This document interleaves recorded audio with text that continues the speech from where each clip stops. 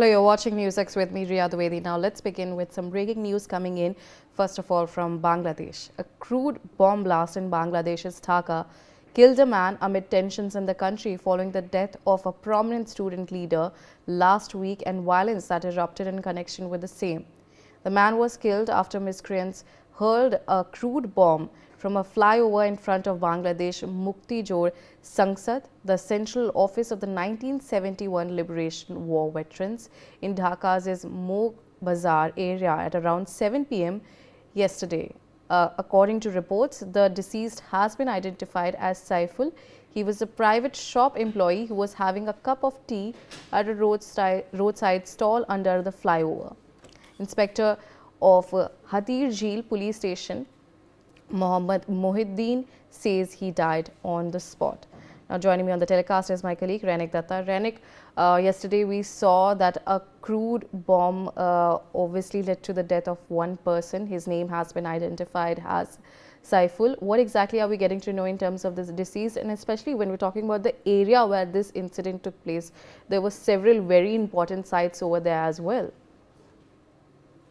हाँ, एकदम देखिए जिस जगह पर यह घटना घटा है वो जगह बहुत ही इम्पोर्टेंट जगह है, क्योंकि ढाका में जो मोगराहाट जो बाजार है उस बाजार के सामने ये घटना घटा है। जैसे कि पुलिस की तरफ से कहा जा रहा है, पुलिस के सूत्रों के हवाले से जो खबर है कि ये एक कॉकटेल बम था और उसको ऊपर से फ्लाईओवर से फेंका गया था। और ये फेंकने का कारण क्या था और क्या किसी को टारगेट किया गया था, ये जानने का कोशिश भी पुलिस की तरफ से किया जा रहा है। और ये कॉकटेल बम को फेंकने के बाद ही उस जिस जगह पर ये बम ब्लास्ट हुआ था उस जगह पर ही साइफुल मौजूद था। साइफुल उसी एरिया में एक कारखाना में काम करता था। वो काम खत्म करके वो बाहर चाय पीने के लिए आया था और उसी दौरान उनके सामने ये बम ब्लास्ट हुआ था। वो बुरी तरीके से घायल हुए थे। उसके बाद उनको जब अस्पताल में ले जाया गया उनको ब्रॉड डेथ डिक्लेयर किया गया। जैसे कि जो आई विटनेसेस है उनकी तरफ से कहा जा रहा है कि दो लड़का उधर मौजूद था जो ऊपर से एकदम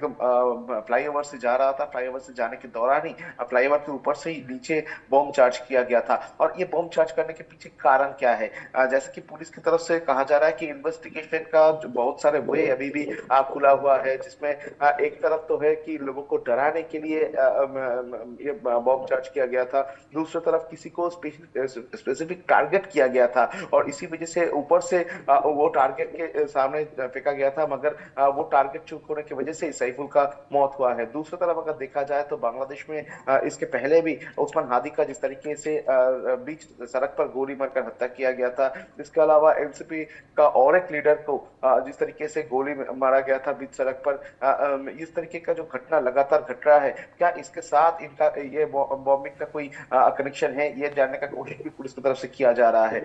जो ढाका महानगर पुलिस है उनके तरफ से कहा जा रहा है, उनका जो स्पेशल असिस्टेंट पुलिस कमिश्नर है उनके तरफ से कहा जा रहा है कि ये पूरा घटना के जांच अभी एक एसआईटी की तरफ से किया जाएगा, जिस एसआईटी के माध्यम से उस एरिया का जो सीसीटीवी फुटेज देखा जा रहा है और सराउंडिंग एरिया का जो सीसीटीवी फुटेज वो देखा जा रहा है। फॉरेंसिक एक्सपर्ट की तरफ से जिस जगह पर बॉम्बिंग हुआ है उस जगह का फॉरेंसिक सैंपल कलेक्ट किया गया है, किस तरीके का ये बॉम्ब था और ये क्या हैंडमेड बॉम्ब था, ये जानने का कोशिश भी अभी फिलहाल पुलिस की तरफ से किया जा रहा है। और उसके साथ साथ अगर देखा जाए तो जिस जगह पे ये धमाका हुआ है उस जगह बहुत ही महत्वपूर्ण जगह है, क्योंकि अगर देखा जाए 1971 का जो वॉर मेमोरियल है वो उस जगह पर मौजूद है। दूसरी तरफ उस एरिया से कुछ ही दूरी पर जमात इस्लाम का ऑफिस भी है। तो एक तरफ बांग्लादेश में इलेक्शन डिक्लेयर हो चुका है, जो 2026 साल का फरवरी महीने में इलेक्शन होने जा रहा है। ठीक इलेक्शन डिक्लेयर होने के बाद ही इस तरीके का जो घटना,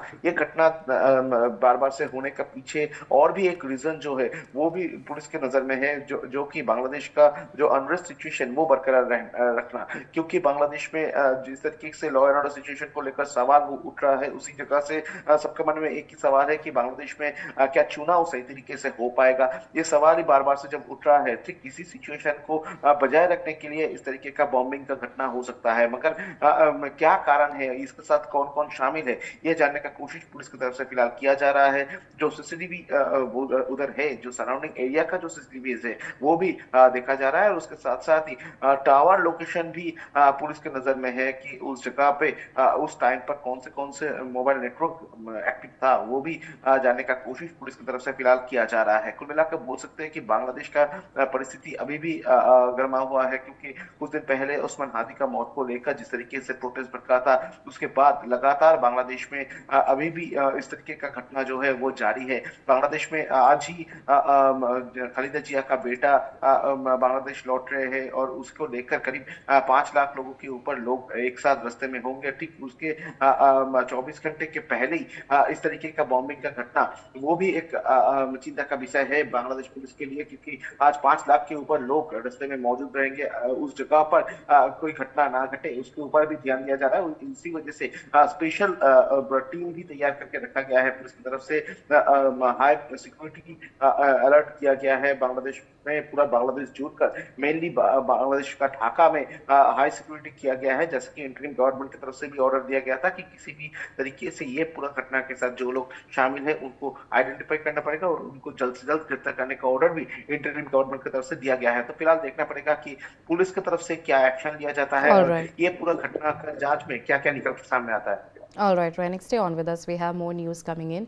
Heartbreaking visuals show relatives mourning at the scene after cocktail bomb explosion in the Ashketon Road near Ashketon area of Mog Bazar in Dhaka, and police reached the scene after receiving reports of the blast and cordoned off the area. Earlier, Masood Alam, Deputy Police Commissioner of the Ramna Division of Dhaka Metropolitan Police, has stated that CCTV footage from the surrounding areas is being collected and analyzed to identify those involved, and detailed information will be provided after the investigation.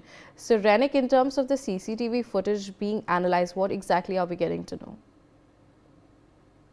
देखिए, Dhaka metropolitan police की तरफ से उस area को पूरा कॉर्डन किया गया है और ढाका मेट्रोपॉलिटन पुलिस का जो असिस्टेंट पुलिस कमिश्नर है उनके तरफ से कहा जा रहा है कि ये एक क्रूड बम था और कॉकटेल बम था और वो एकदम फ्लाईओवर के ऊपर से फेंका गया था। और ये फेंकने के पीछे कारण क्या है ये जानने के लिए पुलिस की तरफ से ये इन लोगों को आइडेंटिफाई करना सबसे महत्वपूर्ण है। और इसी वजह से जो मिसक्रेंट है उनको आइडेंटिफाई करने के लिए पुलिस की तरफ से जो सीसीटीवीज है वो सीसीटीवीज देखा जा रहा है। उसके साथ साथ ही जो आई विटनेसेस है उनके पास से भी बयान लिया गया है और जो सीसीटीवी फुटेज है वो भी पुलिस की तरफ से फिलहाल कलेक्ट किया गया है। और उसके साथ साथ ही उस एरिया का सराउंडिंग जो एरिया है जिस जगह से ये लोग भाग सकते हैं उस जगह का सीसीटीवी फुटेज भी ऑलरेडी पुलिस की तरफ से कलेक्ट किया गया है। और पुलिस की तरफ से कहा जा रहा है कि जल्द से जल्द ये पूरा घटना के साथ जो लोग शामिल है उनको पकड़ा जाएगा और उनके खिलाफ में कार्रवाई किया जाएगा। और ये घटना क्यों घटाया गया था तो उसके ऊपर से भी पर्दा हटाया जाएगा पुलिस की तरफ से कहा जा रहा है। कुल मिलाकर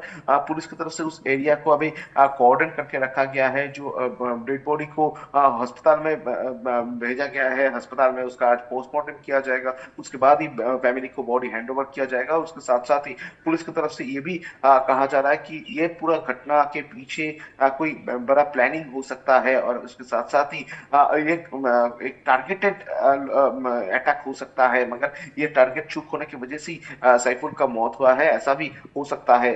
क्योंकि सैफुल के साथ कोई पॉलिटिकल बैकग्राउंड नहीं है। सैफुल एक कर्मी है जो एक कारखाना में काम करता है, वो काम करके घर लौट रहा था, उस दौरान ही ये घटना घटा है। उनके सामने ही बॉम्ब चार्ज किया गया है एकदम चाय दुकान के सामने। वो जब खड़े थे उस टाइम पर ये बॉम्ब को ऊपर से फ्लाईओवर से फेंका गया था, ऐसा पुलिस की तरफ से कहा जा रहा है। प्राइमरी इन्वेस्टिगेशन में निकल के सामने आया है कि सैफुल टारगेट नहीं था, दूसरा कोई टारगेट हो सकता है, ये टारगेटेड अटैक भी हो सकता है, ऐसा पुलिस के सूत्रों की वजह से खबर मिल रहा है। तो फिलहाल देखना पड़ेगा कि पुलिस का इन्वेस्टिगेशन में ये पूरा मामले को लेकर क्या क्या निकल के सामने आता है, क्योंकि बांग्लादेश का जो अनरेस्ट सिचुएशन अभी भी जारी है। ठीक इसी सिचुएशन में फिर से एक बार बॉम्बिंग का घटना जो है वो बीच सड़क पे सामने आया है और इस घटना में एक आदमी का मौत भी हो चुका है। तो इसको लेकर फिर से क्या कोई पॉलिटिकल चर्चा होगा, कोई प्रोटेस्ट वगैरह होगा कि नहीं, इस बारे में भी